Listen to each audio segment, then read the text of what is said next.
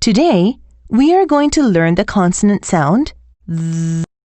The th is a fricative, which is made by continuously blowing out air through a narrow constriction in your mouth formed by the tongue and teeth.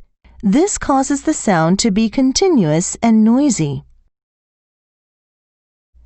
The way to produce the th is the same as the way to produce the th, but there is one difference. The th is a voiced consonant, which means your vocal cords vibrate. Let's talk about how to produce the th sound in detail. To make a correct th sound, stick only your tongue tip out of your mouth between your front teeth.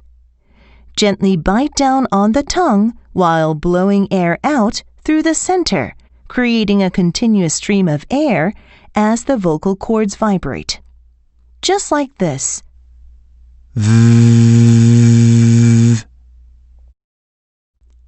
Now, let's talk about how the th sound is written in English.